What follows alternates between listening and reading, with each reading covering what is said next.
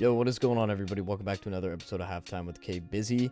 Today we're back with another very special episode with a gentleman that I did this episode a while ago with him, and it's been hard to keep it under wraps and not really tell anybody about it. But we have Bleh joining us today on the podcast. If you watch professional Counter-Strike, you know it. This man right here.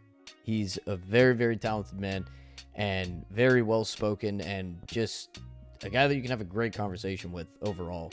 Today we talk a little bit about how he got started with Counter-Strike and how it, fell into his lap. We just kind of go through his life, from when he was younger playing CS to right now and going through his career and his journey to get to where he's at today. And he has a really cool story, especially on how he got his foot in the door in the esports world and being a member of the Desk Talent and stuff. And it's honestly just really cool to hear him talk about his journey. And I think you guys are really going to enjoy today's episode. I just want to remind everybody that we do have the Halftime CS mouse pads available for purchase. I will throw them on screen right now so you guys can take a look at them, and the link to that will be in the description. If you're new to the channel, make sure you like, comment, and subscribe. We upload every single Friday at 12 p.m. Eastern, and we have a lot more really cool episodes planned and actually even recorded and being edited right now. So definitely turn the notification bell on when you subscribe to stay up to date with future episodes that come out, and follow me on Twitter if you'd like as well. Links are in the description, as well as the links for Bleh. That's it for the intro. Let's get right into this. We will catch you guys on the outro. Thank you for tapping in and enjoy the episode.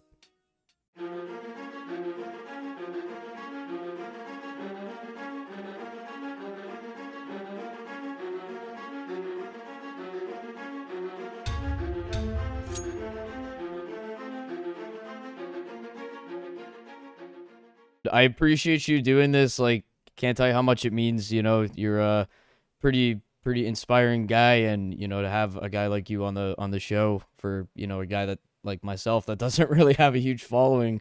I just appreciate it a ton. So thank you very much. No worries at all, man. Thanks for having me. Like, I usually say yes to a lot of these, even if like small or big, doesn't really matter. I think it's cool you're doing it. I think there's just a lack of people producing content around our scene, which isn't just the same old stuff, right? So yeah, I'm just happy to join you on this. Let's do it. Yeah, for sure. And like I know that there's sorry, I got something in my throat.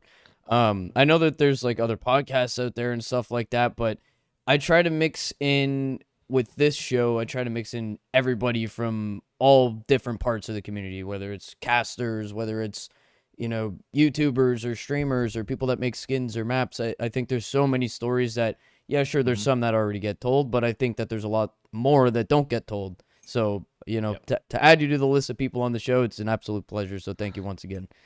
Our pleasure's all mine, dude. All right.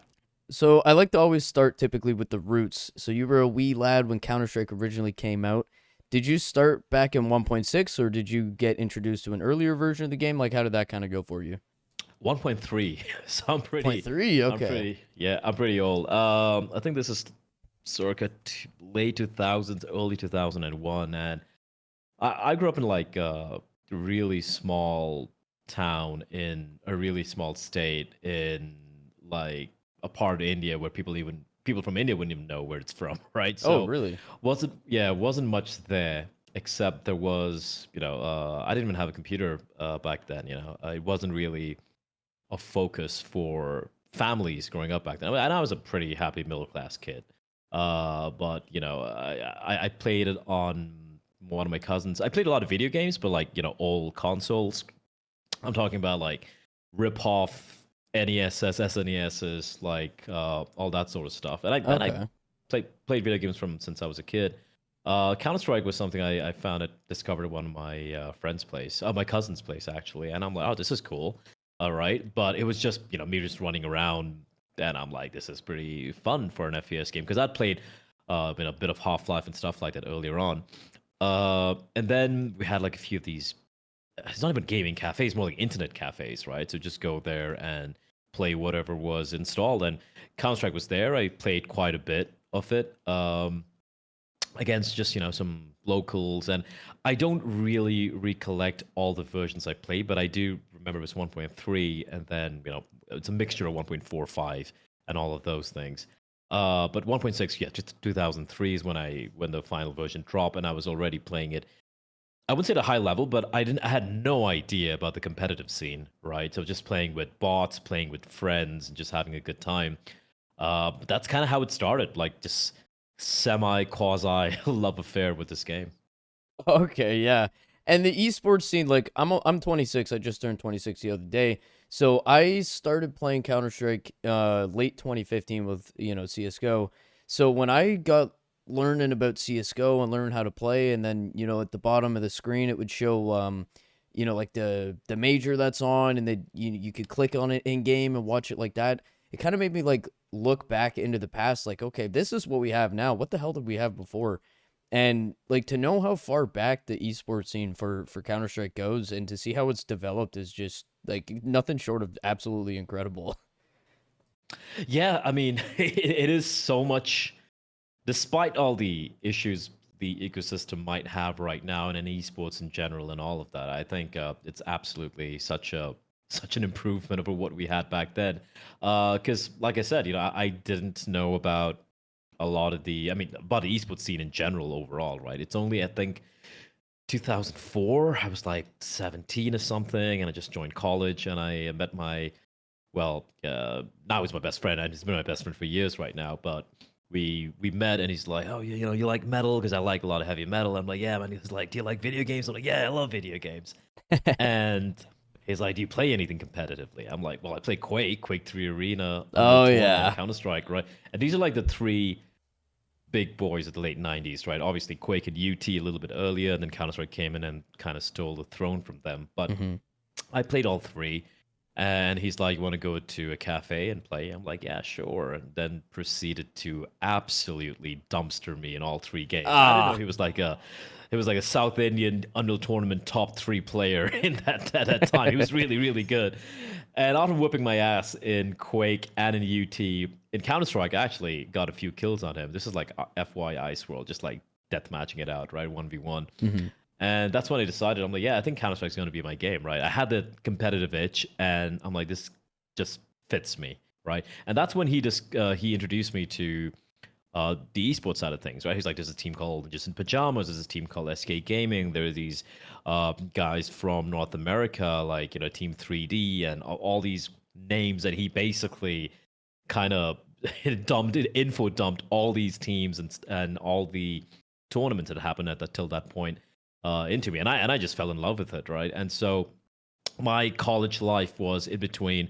I studied to be an engineer in between all my classes and everything, and going out and having fun. A big majority was just him and I playing CS, and also just watching every game we could, right? Like, so I had the opportunity to watch the rise of Fnatic, watching MTW dominate in 2008, watching that Fnatic team just run amok in 2009, watching Navi for the first time in 2010, Hmm. and it was really cool to kind of see the growth. I had no idea what it was going to lead to, but I knew, like, at that point that was the best we had, right? That was the apex of esports as I knew it. I saw CGS rise and fall, Source that happened too, right? But never in a million years would I have imagined that I would wind up working in the scene, or for that matter, that the scene would be what it is right now, right? Especially Counter Strike, and with a major happening just in a couple of days, and just what such a cool scene that we have. Despite the downs, we've had a lot of downs, but we've had more ups and downs. And I think having the perspective is something which has given me. I'm glad I had the perspective, right? It made me. I feel just be a little bit more humble and a bit more appreciative of all the really cool things that this game has given. Not just me, but just everyone over the years, especially the players and the fans. Yeah, absolutely. And I think that's a huge like key point of what you just said too, is the appreciation of the culture and the community surrounding the game, because you're on Twitter, you know how it is out there. People are so quick to just trash on stuff and just shit on people for their opinions. And like bordered stickers. Here's a prime example. This episode will be coming out after the Austin major for the reference, but when how long has the community just been begging and begging for bordered stickers? We finally get them back, and the first thing I see is everyone shitting on them. It's like, dude, like, just it's such a little thing, but just can you not just appreciate the fact that they gave you what you wanted? Ugh, people are You can crazy never win. sometimes. You can never. You can never win, and it's always there's always going to be a loud minority, right? Every Oh yeah. single time you can't please everyone. So, for me over the years, it's basically water off my back, right? I'm like, yeah, it's going to be the same old shit show. People are just going to keep bitching Yeah. about everything they can. But at this point, I just laugh about it. There's no point getting mad about it at all. Yeah, exactly. That's all you can do. This episode of Halftime with K Bizzy is brought to you in part by Pricempire.com. Pricempire.com is absolutely loaded with essential tools for any skin enthusiast. Whether it be their blog, their price comparison app, the trending deals, or your personal inventory tracker, I mean, Price Empire really has it all. Pricempire.com is trusted by more than 1 million users on Trustpilot to ensure everybody that it is a fair and legit website. Pricempire.com is linked in the description. Go step your skins game up today. So talking to numerous friends over the years and, over the last year and a bit that I've been doing the podcast, it's pretty evident that Counter-Strike means something different to everybody. When you started playing CS, what was it for you? Was this just a game that you just, it became a quick obsession, or was it something that you were just kind of playing, like you were saying you would go to internet cafes every now and then? Like, was this a quick obsession for you, and did you see something in this when you started playing it, or was this just something to do? I think it's both in a way. Firstly, I think the first reason I fell in love with this particular game would be, I played Quake and UT as well, which are super competitive games, but it's more about I met a lot of great friends here. Some of my closest friends I have to this day is through Counter-Strike, through college as well. It really helped me kind of socialize and get to know a lot of people because, I was a bit of an introvert. Um, it was a one common thing that I could really bond with people. And to be fair, everyone knows Counter-Strike players are kind of cool overall Oh, yeah, compared for to other sure. nerds, for sure, right? And these are super fun guys, and they like the same music I did, the same the movies, comics, you name it. But Counter-Strike was kind of like this social thing, right? Everyone was playing, and that was one aspect of it. The second aspect would be I was obsessed, right? I wanted to learn every little trick possible to be better than the next. Where obviously initially started just playing these random to like 24, 25 player puck servers, whatever. You jump in and you just destroy everyone, right? And then it's a high, it's a kick. You get out of it, and then you get banned because you're too good, or they think you're cheating, and then you start playing more seriously, and you find a team, and then you play with someone who actually knows. Which was my same friend who taught me. He was my IGL, and he taught me a lot of things about the game, which I never really even thought about, right? Like playing it as a team and all of that. And it just seemed like there was no end to what I could learn about this game. I could just keep getting better and better. And even watching the pro scene as well at that time, I'm talking about 2005 to 2009, 2010, thereabouts, you could just see every year there's someone better coming out. There was Yeah. a Neo, there was a Forest, and they had fucking the MTW guys come out, then you had fucking Markaloff and Edward, and these guys pop off. So you're like, it just didn't seem like there was a ceiling to the game and what you could really achieve. And for me, I needed that because Counter Strike was that one thing that scratch that itch, that competitive edge. Yeah. Because I'm pretty competitive overall, but there's not too many things where I could be obsessed about comic books or music or movies or whatever, like obscure sci-fi. It's not something I can really compete with, right? Mhm. That'd be a little too nerdy for my liking. But Counter Strike somewhere I just go up against people and just have a good time and be competitive and play LAN and just yell at people. I just loved everything about it. I really enjoyed that particular vibe. But when it comes to making it a career, I was way more pragmatic than a lot of people at that time, right? 'Cause being in India already, we still suck overall in esports, and back then especially, it was just a pipe dream, right? And even if you looked at it internationally, I'd look at the SK guys and the Fnatic guys and MIBR and all these dudes, the biggest names.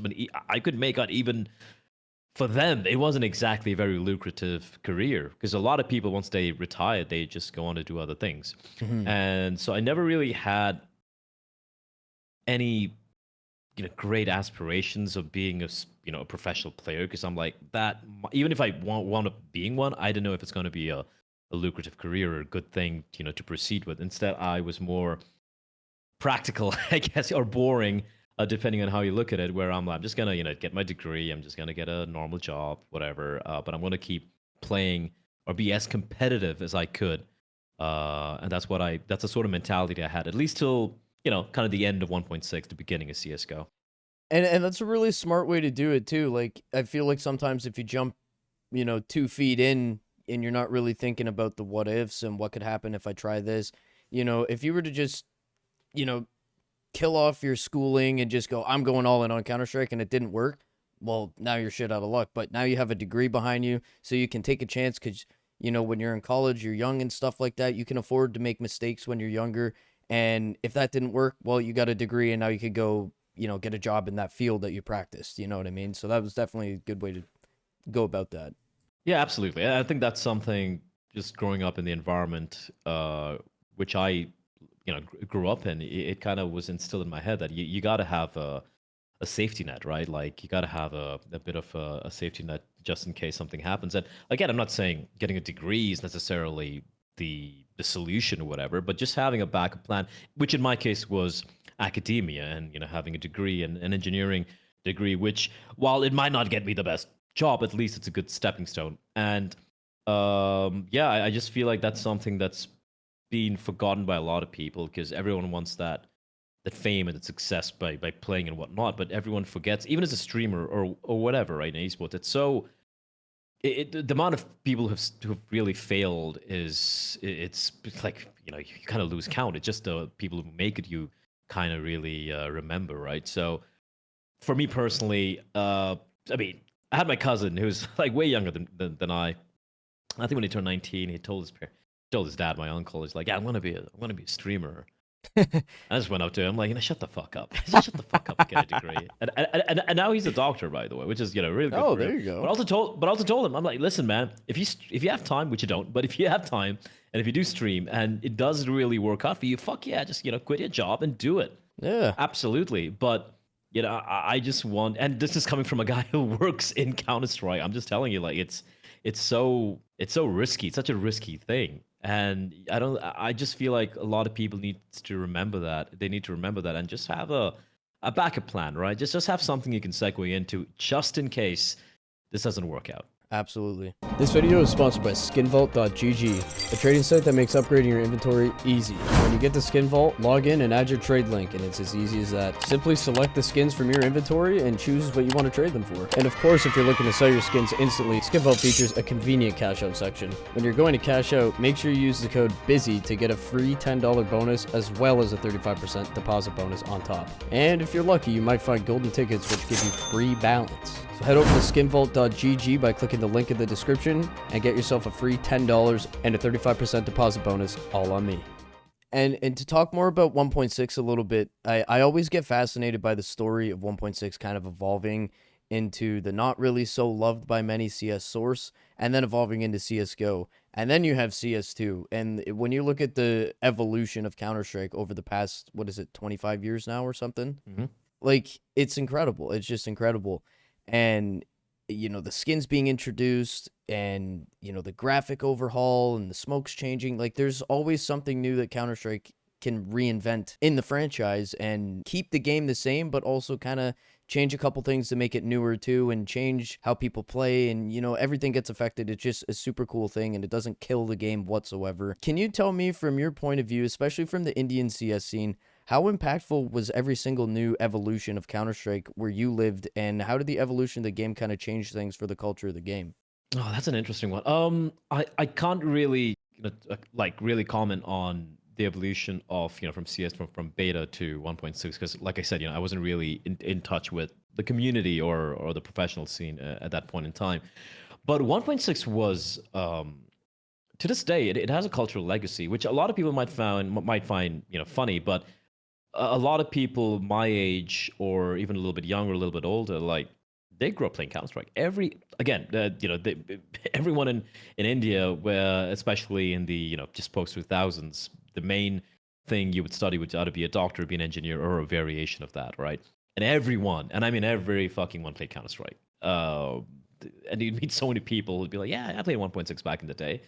And it was a thing. It was a very culturally significant game overall. And of course, later on we had Dota 1 coming up and all of that. But I remember just going to a lot of these gaming cafes, LAN cafes, and just be a bunch of people just playing it day in, day out. So it really did have an impact for sure. And when it comes to Source, I think, now speaking from a more broader sense, I feel like Valve only really managed to figure out Counter Strike a little bit late in CS:GO's life cycle, right? Because they got 1.6, they had the game, and then Source was just half-arsed attempts at trying to, just force the game into the Source engine, and they Mm-hmm. had no idea. They didn't seem to really get what made Counter Strike click, right? So Yeah. obviously the scene was, just kind of split.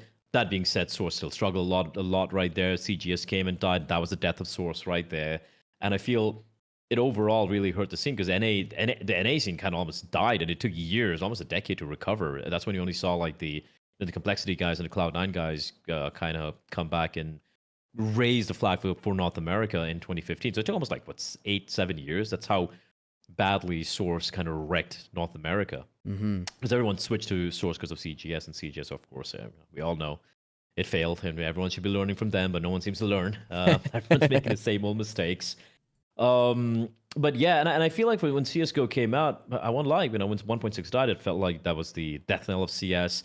CS:GO coming out, it sucked initially. They made a lot of fixes, and that's when I feel like Valve started to realize, okay, all right, this is a great opportunity to really combine what has been a very fractured scene into one game, right? One cohesive thing. And despite all the ups and downs, I think they kind of got the hang of it, right? And I think CS:GO was do or die for Counter Strike as a franchise, and I'm very happy to survive because just going back to what you pointed out when it comes to Counter Strike, considering how long it's been there, and one tiny little change can completely change how the game operates, how the game is played, and how the meta just it's so sensitive. I think that's one thing no other game has, like no other game, Yeah. regardless of genre, right? And I think that is the beauty of how over the years, the small little tweaks which came in from 1.6 and from even from Source and even from CS:GO and now even CS2, it makes it a very fine-tuned, perfect little monster of a game. And I think that's what anyone not in Counter Strike, that's what a lot of people just fail to get. They're like, why isn't it new? Why don't they have aim down sights? Well, why don't they have this agent, this character, or like this special ability, or this and that? Yeah. And this game is the one very rare special example of if it ain't broke, don't fix it. It really Exactly. works. And again, I was not. I'm old school, right? I hate change, and I wasn't a big fan of like the Incendiary coming out and all of this. But over time, I've started to learn to appreciate some of the small changes. The smokes in CS2 have been phenomenal so far, for example. But I feel like a lot of the changes have been in the long term just better, right? Apart For from sure. the R rate, we don't talk about the R rate, but but apart from that, it's just been better. And so, despite all the criticisms people might have about CS:GO being more crispy than CS2, and there are a lot of valid arguments out there, but I've been here for so long that I look at this, I'm like, we're fine, guys. We're gonna be fine. It's okay. There's no need to panic. There's no need to make a fucking manifesto on Reddit. It's all gonna Yeah. be okay. It's gonna be fine. Trust me. I've been there. Yeah, and like you said too, like we all know 1.6 had a little bit of issues when they were trying to come out with the tactical shields and stuff. And I had Gooseman on the Mhm. podcast last year, and he was talking about that, and then the bunny hopping, sorry, and that was a lot of people were pissed off about that, but then it smoothed out. People weren't happy with Source. It smoothed out. CS:GO came out, and it was not good from what I heard. I again started playing in like It was pretty fucking 2015. terrible. Yeah. And then look how CS:GO flourished. CS2 again, really bad, but here we are and things are, maybe we could be getting a little bit more updates here and there, but the game's alive, so we're good. Yeah, the game's thriving, honestly. If you look at how, and I think the one of the most important things, apart from the game itself, would be just the scene and how, even though Valve is involved, with the weapon cases and the majors and all of that, you can't deny the fact that end of the day, the scene, it does kind of self-sustain in a lot of ways, right? For better or for worse. You could talk about the gambling and this and that and all of that, but still, it's a very self-sustaining scene, and I feel like that is something which a lot of games don't really have. It's way more publisher focused, and it's way Yes. more controlled by them. And I just feel like having this for Counter Strike, despite the flaws, despite all the issues, despite a lot of things, it's still a thing. It still allows someone to have a hope, a dream of making it in the scene. And this could be not just as a player, right, but could be in any other aspect, as a someone who works in esports, someone who works in broadcasting and in talent work, whatever it is. Hmm. And I feel that does separate CS in a lot of ways from its other games. And I find it kind of a little funny as well, because it is the oldest game, right? It's not like it's Yeah. reinventing the wheel. It's just what it was. And I feel there's a lot of things that other esports titles, I'm not going to name any names, could learn from it. I'm picking up what you're putting down. I'm picking it up. Maybe. So, at what point would you say that you cemented the idea of becoming heavily involved in like the esports scene? And did you have an idea at first on becoming an analyst or a caster, or were you just set on like, I want to be in the scene somehow, some way? Yeah, I think after CS:GO came out, I was yeah, I was that's when I started working like a normal 9 to 5. It wasn't even engineering; it was a job I didn't even enjoy, right? But then you kind of get caught in this rut of just just doing a job because you're like, oh, this is comfortable, right? And I got into the deadly loop of just being comfortable in where I was. I feel that. I feel that Yeah, big right. time. And I think a lot of people could really relate to that. And it was a time where I wasn't really happy with where I was, but also it wasn't terrible. I'm like, yeah, this is fine. And I just kept, I think, gaslighting myself into believing, this is going to lead to better things, even though, on the hindsight, it really wouldn't have. And I think I was just lying to myself at a point in time. And the only thing I was doing apart from that, and going out, having drinks here and there with not even friends, like people I just I worked with, was playing CS:GO. And when the game started getting better, I started playing a lot of Counter Strike. Obviously, I still follow the esports scene. Been doing that even when I didn't play a lot. I was always following what was happening, with the games and the teams and all of that. And I think it was one day when one of my friends was like, it happens for, I think, to every commentator out there.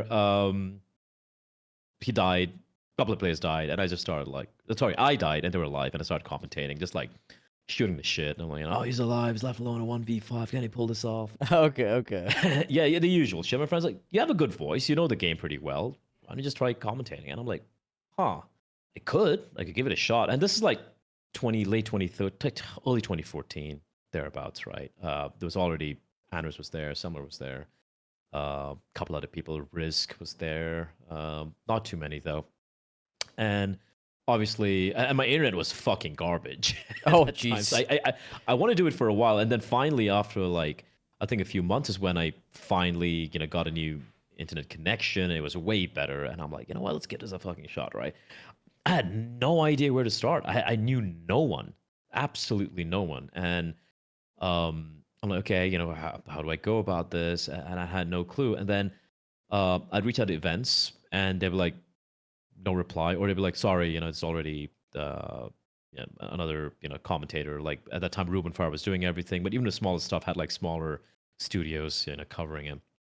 And that's when ESEA launched their. I think ESEA just launched service in Asia, in Singapore, and they also launched ESEA Open. There was an intermediate, no nothing main. It was just open, right? Because it was the first time. Okay. And we had a number of teams playing, and there were a couple of players I remembered from back in 1.6, and even from Source in Asia. And that a few teams. Primarily, it was way more Southeast Asia focused at that point in time, and Southeast Asia was the biggest scene, I guess. So the South Koreans had disappeared. China took a while to catch up as well, and I just started like, and there were open IPs as well. So I'm like, I'm just gonna start, creating a Twitch channel. I spoke to Twitch, they helped me. I spoke to a guy who knew a guy, and they helped me get a Twitch partnership back then, because the requirements of Twitch partnership in Asia was nigh impossible. And I couldn't even stream because my bitrate was too high, so I couldn't control the quality. So people couldn't watch my stream, basically. Oh man. So it's like a catch-22, right? And I'm like, I can't get followers who can't watch my fucking stream. So they helped me out. And then I just messaged some of these teams. I'm like, hey, I'm going to be covering your game. They're like, oh shit, someone's covering our game. That's sick. I'm like, can you just post it on your like Facebook page or something? And they're like, yeah, sure, we'll do that. Oh, beauty. And it was a year of that. Like, not for anything else. I'd go to work, I'd come back, and help me, just look forward to doing something, right? Yeah. And so every day, like, there are times I'd go out for a few drinks with my friends, and I'm like, I gotta go back. They're like, why? It's only 10 p.m. Like, I gotta cast a game, and I'm just sitting there, pretty drunk, still casting my game, still committing, to That's it. amazing. And I had a good time. And then I think there were a couple of local lands, and people knew me by then, at least locally, and they're like, "Hey, there's a land. Can you, do it?" I'm like, "Yeah, sure." And this is like everything, right? Observing, casting, streaming part thing, Twitch moderation, everything, right? All in one package. Jeez. And they paid me like, just like a few $100s for an entire day. I'm like, "Oh shit, I can make money out of this. This is great." Hell yeah. But it was still like, just just one off, right? Like not a lot of stuff. I was still playing reasonably competitively, like still competing like a lot of like events, qualifiers online, especially in South Asia, Southeast Asia. Placed top 3 in I think the first time an Indian team qualified for the major 2014 Cologne. It was just an Indian qualifier because I think LDLC dropped out or something. I forget. I think it was a cheating scandal. So India got a slot, and I even got like top 4. Big whoop. But I'll take that back then. Yeah, for sure. But that's when I'm like, you know what? Growing older, and I know I'm never really gonna pursue this like as a career, like casting wise. Sorry, playing wise. But I'm like, maybe I could try commentating. Maybe there's a way out there. But again, I had no partner to work with. I was just all by myself. I didn't know anyone, It's a right? one-man crew. Yeah, and I think I told my mom was like, he fucking loved this game. He played this game for like 15 years now. I just try doing something about it. And I'm like, you know what? Yeah, I'll try. I'll try doing something about this. And that's when I left my job. I took a sabbatical for a couple of months, and then I joined a company in India called Nodwin, who they recently bought Starladder, right, for a few $1 million. So back then they were like a small bedroom org. I joined them. They were like a TO sort of thing. I was doing a lot of things for them, not just like I was barely doing commentating. It was a lot more about broadcasting and business development and everything under the sun, honestly. But I learned a lot. I picked up a lot from them, and they were also ESL India at that point. So they were also like co-owners of the ESL India brand, ESL India brand alongside ESL.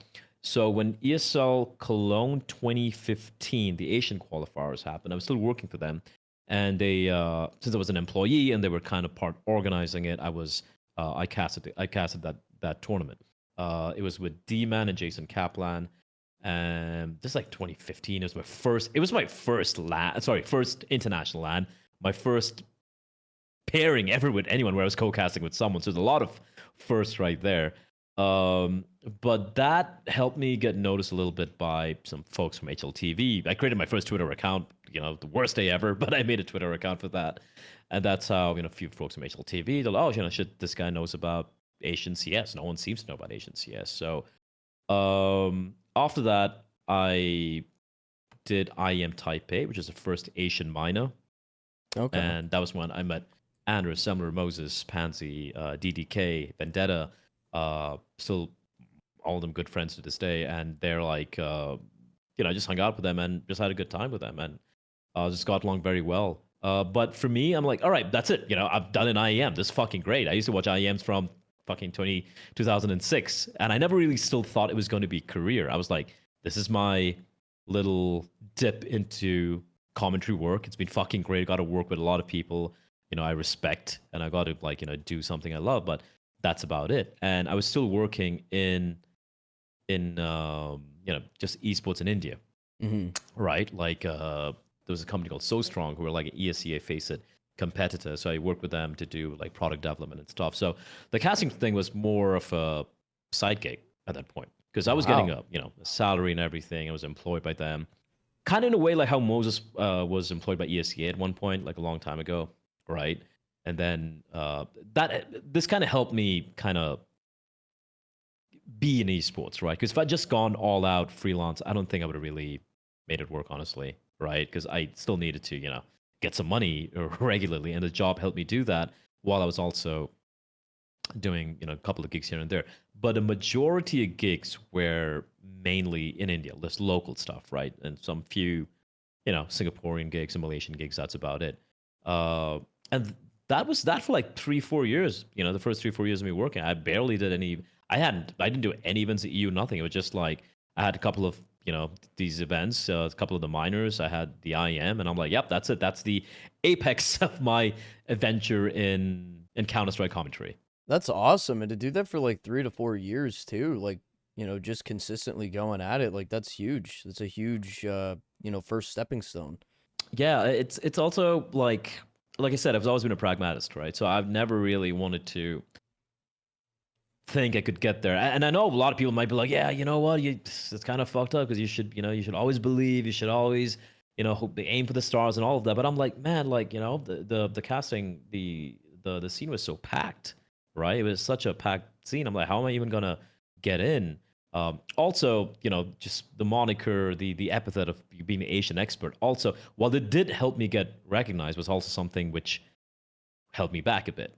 Because people are like, all right, he just knows about Asian CS, even though I watch Oh. more, EU CS a lot. So it was kind of like a double-edged thing. It really helped me get noticed. Like if there's an Asian event, yeah, get Bleh over. But how many Asian events were happening at that point in time, right? Barely any. And a few that did happen, you turned out to be scam events. You just never get paid. Wow. So it was a little tricky to break out of that stereotype, I guess you could say. But the cool thing is like because you just keep kind of grinding it out, right? You start like talking to people, you start like doing more stuff. Also, the IM Taipei, the event I spoke about, my first real big event, I worked a desk. I had never worked a desk till then. Oh, I'd always been wow. like just a hybrid commentator, a solo caster, right? So just doing play by play mostly, a little bit of color. That's about it. So they're like, "You want to work the desk?" I'm like, "Yeah, absolutely." Have you worked the desk? No, but I'm gonna Sign do me it, up. right? Sign me up, right? And I was fucking shit. Oh, I'm fucking atrocious at it. But I'm like, all right, if this is my way in, I'm gonna work at that. I'm gonna do that, right? And I think 2017, I guess Star Ladder, PGL, that again, Asian events. Sorry, one event in China, then PGL for the Asian minors. They're like, oh, you want to do this? Come on over. So I got to like start working with different TOs through the Asian connection, I guess, right? But I just try to impress upon them the fact that hey, I'm easy to work with. I can not just do Asian stuff. I can do other stuff as well, and I can even be a commentator, whatever you want. I can fill in any of the shoes you have available for me. And I think 2018 is when things started really kind of taking off a little bit. When DreamHack reached out to me and they're like, hey, want to do a DreamHack Open? I'm like, absolutely. 3-day LAN. This is back when DreamHack Opens had like good teams and stuff, right? And I think it was who was it? I think it was Envy. Envy played. Oh, Fnatic was there as well, and fun event. And then the event ended. Nothing from DreamHack for for a month, and then a month later, they're like, "Hey, we have another open coming. I want to do that." I'm like, "Yeah, absolutely." And you start like slowly building up your repertoire of work, right? Your body of work, Sure, yeah. and once you get that wheel rolling is when other people start noticing you and other people start like doing it. So 2018-19 was really good. That's when I quit my job, and I told them like like good terms. I'm like, guys, I can't do both. I can't wake up at like 5 a.m. EU time just to wake up and have a call with you guys for the for the product meet and everything, and then get makeup done and then go to the event. It's insane. Yeah. And yeah, but I'm still very thankful, for them have given me the opportunity to work for them and also travel the world and do all these gigs and just kind of provide me that security for me to get to where I am right now. Yeah, absolutely. And I'm glad you mentioned 2018 because I was going to mention that was actually my next question for you. Is your first official S tier tournament as an analyst was at DreamHack Masters Marseille, I think is how you pronounce it. It's French. Marseille, Um, yep. Marseille, okay. And I'm I'm sure anybody in broadcast or anything like that is like that's the dream to achieve that. For you, like how was this experience? Like was this kind of like a pinch me I'm dreaming moment? Like I finally this is like my foot in the door kind of, or how did you kind of look at that? I yes and no. Because firstly, it was I believe that was a remote cast with Hugo. It was supposed to be with Vince, if I'm not mistaken, and then Vince had to go. I mean, I think he got called up to the main event, so I casted that one with Hugo. And doing a S-tier event, obviously with all the teams, it does make you feel obviously super happy. But also for me, I was like, I hadn't really. Most of my work was via the desk, right? Mm-hmm. And if you don't have reps on something, you just can't get better. And I wasn't really happy with my commentary at that point in time. I was decent, I was serviceable, but I was like, this is not my best work. But in order to get better, I needed to do more work, right? So it's kind of like I was very happy with it, but remote, it still sucked. I wanted to travel, right? I want to travel and be there and do this event. So for me, I think the first event which I wouldn't say most proud of, but the one which I remember the most would be this one in 2019. I did IM Beijing, Okay. and I was on the desk, and it was like Pimp, me, Sponge, Stunner. It was Harry and Hugo there. No, it was Henry. It was Matt, Sadokis. It was Moses and Anders. So like great crew, and that was like I think my first S tier event as an analyst on on LAN as well. um I'm very proud of that event. I think that was like when I'm like, all right, I'm getting called for these events. But even though at the back of my head, I'm like, yes, is it because it's happening in Beijing? It's closer to me. And then I think there was the CS:GO Asia Championships, literally 2 weeks after Beijing in China itself. So it was a long stint in China for me there, and I think I did that with Thorin and Natu. It was first event with Thorin as well, and I think that's when I was like, you know what, this could be sustainable, right? This seems like it's doing good. I'm doing a lot of A tier events in EU. I'm doing some of these bigger S tier events. I'm not doing a major yet, but that's fine. Maybe 2020 should be better. And I was already like booked for a number of events in 2020, and then COVID happened. Yeah, man. I could not imagine the stress that would have brought on to someone in your line of work where you have to travel and boom, now you're stuck in your house. Yeah, if the first couple of months were a little worrying, I won't lie, right? But all in all, it kind of, I think because everything moved online, Touchwood was great. It kind of started being an online thing and everything. Everyone kind of smoothly transitioned online. A lot of the TOs and ESL, especially, and PGL, because they had worked with me for some of their smaller events and all of that. They're like, all right, it's online. Let's work more with you. So in a weird way, I got more regular work, right? Sitting from home. Everyone is working from home, but in a funny way, COVID, I guess, made a lot of the TOs kind of get to know me better, right? It's Okay. just like a one-off event here and there. So I was working like long hours. The timings are all over the place, and um, I guess they just liked working with me basically. So like 2021 was just an online grind and everything. Did a lot of A tier, B tier stuff. Did a couple of S tier stuff, but most of them were online and stuff, right? And obviously for events like EPL and whatnot, they had just a small crew who were there in person in Germany. So they stuck with that particular group of people. But apart from that, a lot of dream hacks, a lot of perfect worlds, and PGL events and all of that. I owe a lot of I will owe a lot to DreamHack in all honesty. And yeah, and 2021 is basically that. And it's only at the end of 2021 when PGL they had Stockholm, and I won't lie, I was absolutely shocked when PGL reached out to me for the major, because till then, even though I'd worked a lot of events, it was not like too many S tier events. And I don't know if you remember that particular talent group. It was literally the who's who of what Counter Strike was, right, in the past 10 years, like talent wise.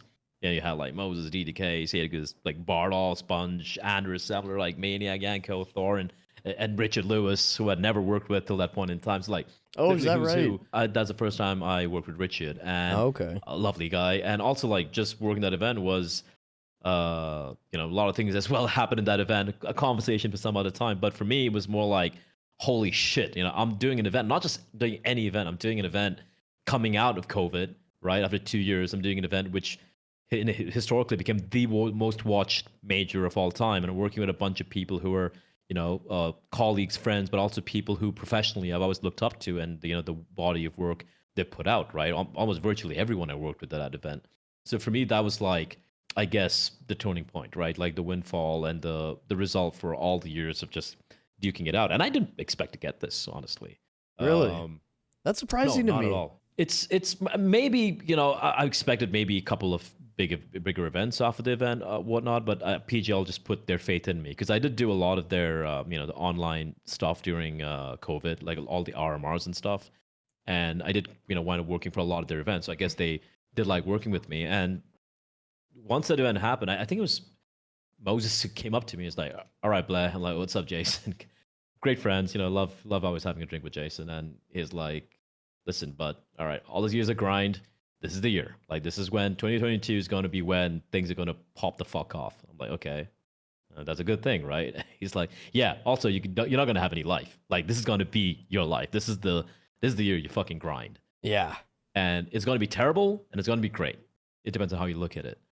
And for me, considering where I started out from and what I had to do to get there, I was like, yeah, let's fucking go, right? And 2022 is when I fully, I guess, became part of the circuit in a way, right? With all the with did like 2 seasons of EPL, did the Antwerp major, did the Rio major, and then uh it's kind of like you blink and you miss it. I went from just doing a lot of A-tier events during the COVID times, and where I used to be super happy just to get an S-tier event, to just basically doing almost every S-tier event that happened that year, and so on and so forth. So yeah, it's been a pretty wild ride. Obviously, there will be ups and downs, right? Not every For year is sure. going to be the best and whatnot, but I'm one of those, like for example, I'm not doing Austin Major because I've never worked with Blast, and Blast have their own little crew of people they work with. But I'm one of those who's like, it's fine, it's okay. I'm still a fan of the game. I'm a fan of the tournament. And is there a disappointment? Yes, there is. But I think every event, it's easy to forget sometimes, but I think every opportunity is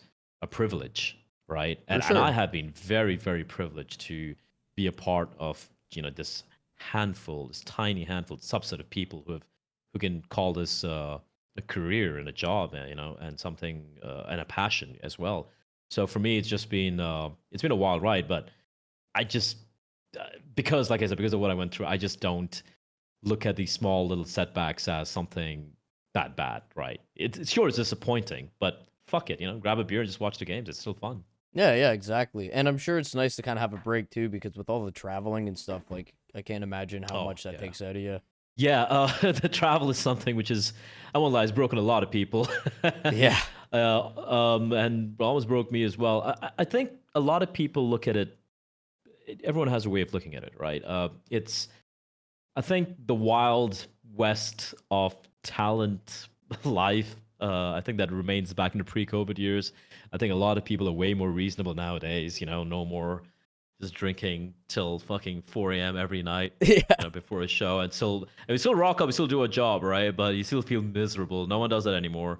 Well, we still do it, just a couple of nights now instead of every night. But Yeah, yeah. uh, people are way more reasonable. But also, I think overall, a lot of people are way more. Uh, they have other hobbies and stuff, right? Like some people like to read a lot, and I think the social gatherings are way more healthier right now. Oh, yeah. And I think that really helps. It's tricky. It depends where you are in your personal life. Like for me personally, I would struggle to have a family. Have a forget having a family, like even having like a pet or even a girlfriend for that matter, maintaining that, right?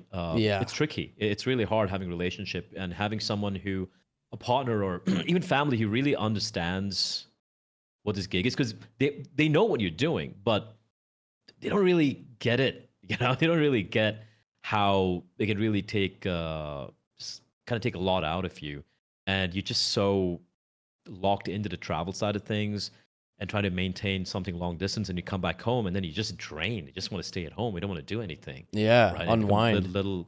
just unwind, and you don't even realize you're stressed. I think I was speaking with Yakinda, and he said this in an interview as well, on HLTV interview, which is why I can mention this. He was saying like how after Liquid he had a bit of a sabbatical, and it's only more than a month later when you realize how absolutely weary he was and how tired he was. And he didn't realize that because he was still in, play mode, right? He was still like just locked in. Hmm. And he was like, after a month and a half is when my body just sagged, and I realized I've just been in this constant work mode throughout, and Yeah. it Just took a go, bit of a go, longer go. break.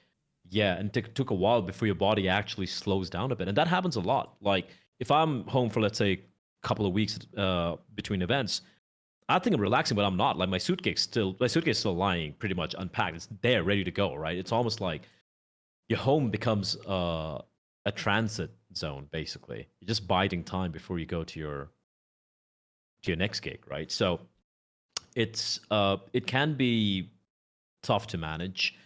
And it's also a job where when you say no, you're just worried if you're going to get the next gig. You're just worried if, yep, is this it? You know, are they not going to hire me again?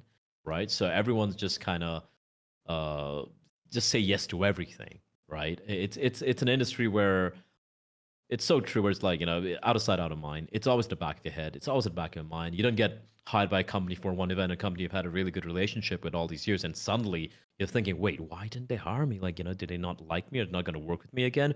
Even though it could just be something as simple as, oh, the budget's a little less this time, so probably going to go with someone cheaper, but we're definitely going to get him for, the next big event. It could be something as simple as that, which is something completely understandable, right? Mm-hmm. But you have the little voice in the back of your mind, and it's there for everyone, like everyone from the some of the best talent we have all the way down to like the tier 3 CCT tier. Everyone has that at the back of their minds. Yeah, for sure. And we had Anders on the podcast Mhm. about at the time this is coming out, it'll definitely be a couple months ago. But he was also detailing, being a family man. He has, I think, multiple kids. He has a wife and stuff like that. And, when he was telling me about that, I'm just thinking to myself, like, that's got to be so, so hard to manage. Like, that's a lot. Like, I have Yeah, so much respect for people that are in this line of work because it's not something everybody can do. especially for my colleagues, friends who have, like you said, like have family, right? You have Anders, you have Moses, you have Yanko now, you have Harry, new dad, and I sometimes, I mean, I kind of relate because I don't have any kids or a wife or any of that or a partner, but just having just watching how for me when I have to traveling between events and it's a hectic schedule, I'm trying to find time in between to just unwind, maybe meet a few friends of mine or whatever, right? Or maybe attend a wedding or just whatever, or Yeah. family get together. For them, they're just trying to find time to just hang out with the newborn, Yeah. right? And I can't even imagine how much this fucking sucks, man. Like you just had a in the you're in the middle of an event. It's an event where you don't want to piss off the TO by leaving halfway through, but it's your first child, Yeah. right? You want to go, and yeah, I just feel so much for people like that, and also just even people who've had family, and I look at Moses for example, and he's raising such a young family, and everyone, right? And even if you don't have a kid, just having a partner and barely getting to meet them and everything, it's not a normal life. It's not sustainable in a lot of ways. So yeah, just shout out to everyone who's able to pull it off, and also shout out to their partners who are able to understand that this is a very special opportunity for their partners or the my colleagues, but also it does take a lot out of you in an intangible way, right? Yeah. Where you can't just go home every day to your family, and that must suck, dog. Like, Yeah, man. Yeah, for sure. So to turn to another leaf here, I wanted to touch on this, and we all know when it comes to the community, people are very quick to kind of shoot people down when someone makes a post publicly or maybe says something on a broadcast that not everyone may agree with, which I know you've dealt with, but we don't have to dive into that. Um, you always remain to be, very professional. I like to look at it. When it comes to making a statement about a team or maybe a player specifically or whatever, do you have to mentally prepare yourself for like immediate backlash from the community, or do you just kind of tune that out because you're just doing your job, right? Like that's the whole point of what you're doing is to speak about what you're seeing, right? I th- yes, I did approach it differently when I started out, right? Because when I started out, literally, I was a nobody. No one knew anything about me, and I was critical. I'd follow a couple of things. Firstly, initially, I'd be like, I criticize the play, not the player, right? That's the first thing I would. That's the first mantra that I had when I started out. Because just starting out, I didn't want to be just hounded by a rabid fan group. I think that would have done a number to my mental health. Yeah. And no matter how you know bulletproof I might think I am, it will get to you at some point or the other. It's happened to me a couple of times. And secondly, I would try and be critical of a region or teams who I knew I had enough information and to be critical about. So initially, to be Indian teams, Asian teams, where I'm like I've seen and watched a lot of these guys. I don't know what they're doing, and I'd have that you know not pull, but more like I had the authority, I guess, in order to be critical and be looked at the right way. And it did take me a little bit more to be less politically correct, or rather less, just handling teams with kid gloves, right? In my career, but there came a point where I'm like, I've been doing this for a while right now, and I have a voice, right? And I should be less of a pussy about just be addressing some of the teams, and that's what I started doing over the years. I don't know when it really transpired, but I went from being a little bit more talking more about the analytical side of the game, and like, this is why the play was wrong. This is why the veto should have been this way, to being more like, why did he do this veto, right? Mm-hmm. And it was a transition overall. But I feel like my style, again, everyone can have different opinions, but for me, I try to fill into the desk as to what the desk might be lacking. For example, if I work in Maui, and I love Maui, like Maui and I, we work great together. I feel he's also a great friend of mine, and I think I've done more desks with him than anyone else because we did EPL for like 2 seasons. Back in 2022, and just a lot of events together, and also just we just are friends, right? We hang out a lot as well. Maui likes his hot takes. He likes making kind of stirring the pot a little bit, and there are times where I'll help him stir the pot a little bit, but I also feel like sometimes it's fun to just be the straight guy, right? Yeah, just yeah. be the straight guy in the conversation, and I feel like I sometimes wear that hat a lot because we do have a lot of interesting personalities, in the scene. And then you have like, Yanko, who's gonna, just throw something completely out of the left field like a Sada on all of that. And I feel, for me personally, I enjoy working with them because I can just be just a straight guy and make things interesting. And when I say straight guy, I'm not trying to be a boring guy, but more like, all right, you have that point. I think you're fucking stupid, right? Just Yeah. It's fun, and it's all for the show. And I think for a lot of people forget, like, I mean, when I say people, I'm talking about viewers. They forget it's the show. That's what matters at the end of the day. So when I'm on the desk right there, even though I might have a lot of points, I might have like a fucking gazillion points I want to talk about, two teams playing, I still have to remember, like, how is the viewer going to perceive this segment? Is this a fucking boring? Is this just boring two teams no one knows about? How do you spice it up? Is it two teams who are massive, big names? How do we condense it down to 2 good or 3 good talking points, right? How do we make it a nice bite-sized chunk, which is also entertaining for the viewers to digest and enjoy watching it? And I feel that is so dependent, especially because on a desk, as a caster, the game is what, you got the game to work with, right? That's what you're going to stitch your knitting around. But in this case, you are kind of the product right there, straight up. So I think it's so very dependent on who you work with, going from the host, from your co-analyst, yourself, and also even the TO at times. And because different TOs have different ways of doing it. Some TOs are a little bit more, you guys do what the fuck you want. Some TOs are a little bit more, we got to follow the run of show. Some TOs are more like, you can be a little bit more, extra spicy. Some TOs are like, you got to, play a little bit more straight lace. And so many factors coming in, and you got to factor all of these things in to condense a segment into something which I would want to watch, right? If I watch back the segment, would I enjoy it? Would I be like, yeah, that's a fun one, right? And I try to go in that direction. That's how I want to build it. Now, everyone has a take. Every analyst I've worked with has a different approach to this, or a different perspective on what they want the desk to be. Some people want it to be purely analytical. Some people just want it to be, punditry, just talking heads or whatever.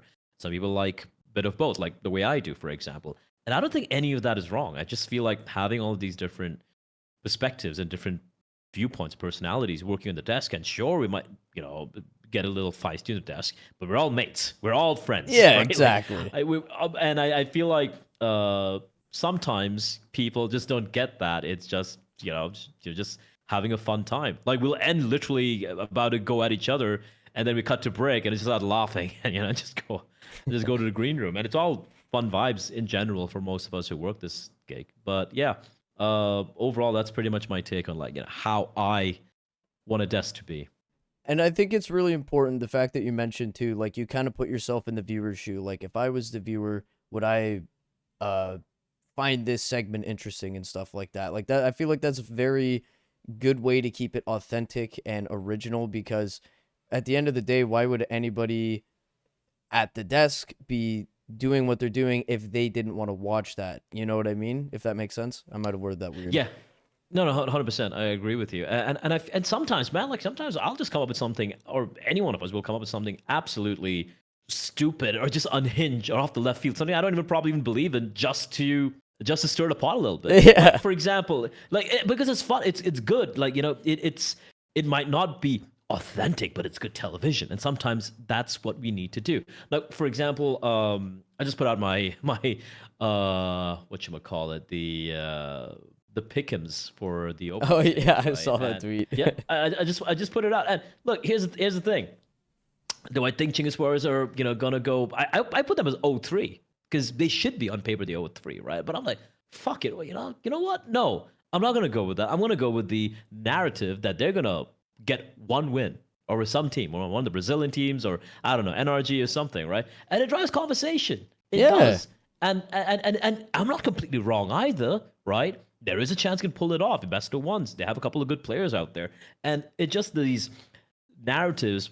Again, I'm not saying something completely unhinged, like they're going to go 3-0 or make it out, right? I'm not saying that, but I feel like pushing the boundaries when it comes to certain players and teams and all of that a little bit. It's all in good faith. It's all fun, and it's totally fine. It's just the way you say it, right? And I guess your personality dictates how people perceive that. Because I come off as, I guess, a little bit more happier, a little bit more tongue-in-cheek personality. So people are like, yeah, he's just fucking around. But then you have someone else, like Assad, even though he might be saying it tongue-in-cheek, they're like, oh, this guy fucking hates this team, Yeah, right? exactly. And it just comes off, and people construe that the way they want to, and then there are Reddit threads and Twitter threads and HLTV threads about what he said on the desk. But the important thing is they're talking about what they said on the desk, Yep. and that for me is a fucking win. For sure. And the one thing, I'm not gonna name drop anybody, but it's kind of like tagging along to what you just said there. I've watched broadcasts before, and I'm like, oh my god, how is this person just blatantly shitting all over this team or this player right now? I'm like, dude, what the hell? Stop! Like, I'm pissed off over here. But again, I go in my Discord server and I'm talking to my friends about it. Like, did you just hear what this guy just said? Like, that's crazy talk. But again, it's great television. It's great television. It is, and it's also like I really feel it's a lot. Also, a lot of these narratives aren't necessarily like completely wrong per se. Right now, on a hindsight, you can look at Hooksy's return and all of that, and something. Oh, everyone is wrong. Hooksy was great, but he was individually pretty rough, man. And he was kind of, and because it was affecting his confidence, it was also affecting his calling. Right, there is a correlation in that thing, but there's this tendency of people to just kind of like rewrite history or rewrite perceptions of what things were once upon a time. But we remember, like I remember. Oh yeah. And I think that's the bottom line. And people, no one's look. It's a kind of a thankless job in a way. Where you're going to say these things, and there are going to be a lot of people who love you for it, and there are going to be a lot of people who are going to be calling for your head or like this guy's stupid. This guy doesn't know what he's talking about. And that's just the way the game is. That's just the way it is. That's the way Counter-Strike is. You make a change, people are going to love it, people are going to hate it. That's just the way, being a desk person is, I guess.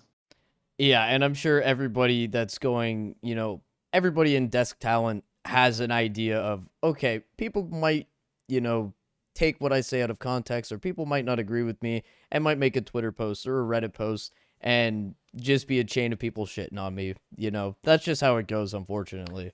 And if you're not okay with that, you're not gonna make it. Yeah. Because no matter, here's the thing, like if you play too safe, someone's gonna come and take your job, right? Because someone else, they're gonna be more interesting. And I think a lot of people, the newer desks I've watched, like they don't have too many desks nowadays. Unfortunately, not too many tier 2 events, with LAN events happening that often. But a lot of talents I've seen, they know what they're talking about when it comes to the game and everything. But you got to understand, a lot of people watching are just there for the narratives, right? And I feel like getting the narrative and then injecting why a team is good or why a team is bad is much better.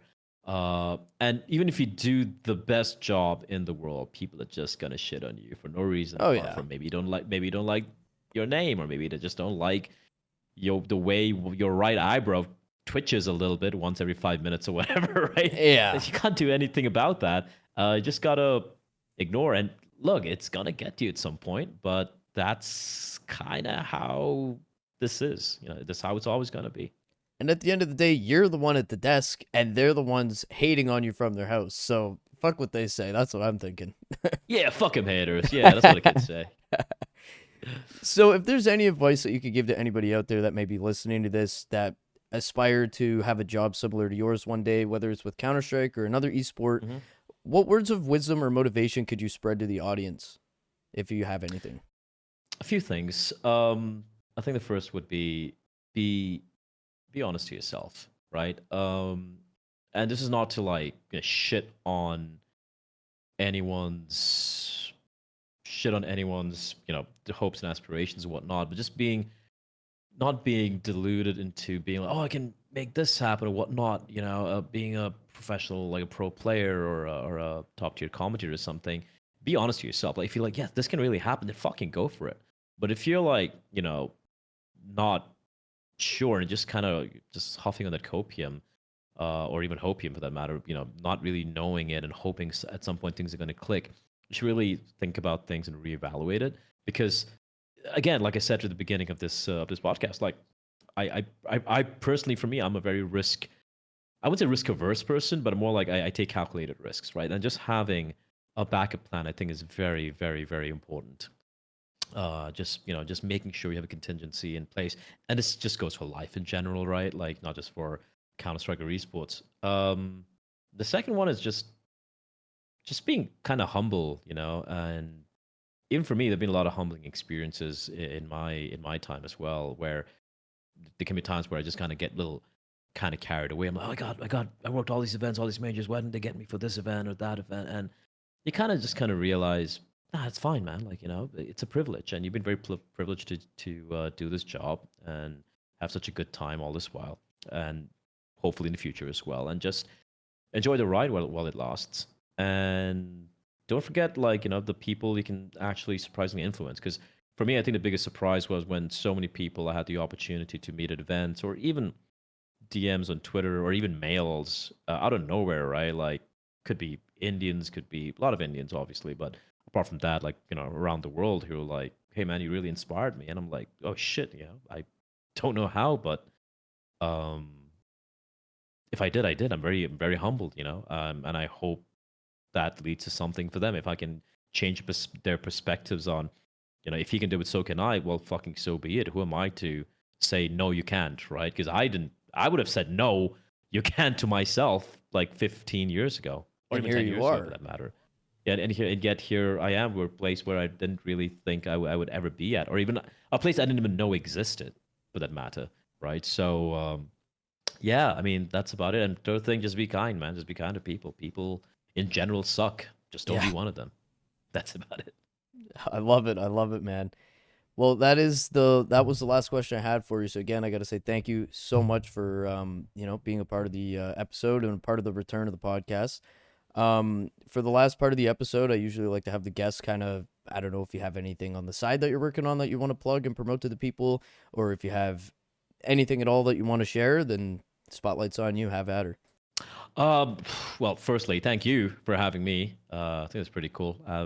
It's always fun to talk to like newer content creators, and this is something I personally enjoy doing. I don't want to talk to the same old guys, all the HLTV guys, boring ass fuckers.